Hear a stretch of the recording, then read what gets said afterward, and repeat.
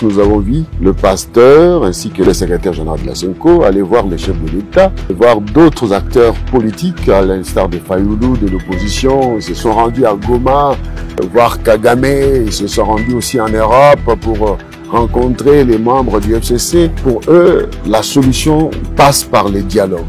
Qu'est-ce que vous dites? Je pense que ce n'est pas une bonne idée. Parce que nous avons déjà dialogué avec ces gens-là. Quelle est la technique? Ils prennent les armes, ils font la guerre, vous les appelez à la table du dialogue, vous dialoguez, un groupe accepte vos conditions, un autre groupe reste en retrait. Après, quand les autres sont entrés dans l'armée, ils viennent pour nous infiltrer. Ils nous infiltrent dans l'armée, mixage, brassage, ils deviennent nos généraux, ils deviennent nos officiers.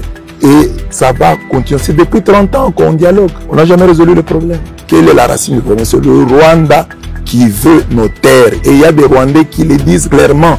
Il y a une vidéo d'un prêtre rwandais qui dit clairement qu'ils veulent prendre leurs terres. Ils disent que nos terres sont les leurs. Ce sont des choses à ne pas négliger. Il faut que nous ouvrions l'œil. Donc vous êtes dans la logique du chef de l'État qui dit on va récupérer nos terres occupées aujourd'hui, soit la voie militaire ou diplomatique. Oui, moi je crois que c'est la meilleure voie. Parce que si on va au dialogue, on va revenir à la case de départ. Aujourd'hui, il faut trouver une solution. Que l'on gagne par la voie diplomatique, que l'on gagne par la voie militaire. Il n'y a pas moyen de faire autrement. Il n'y a pas autrement. La guerre juste se trouve aussi dans la Bible. Dans la Bible, Dieu l'appelle l'Éternel des armées.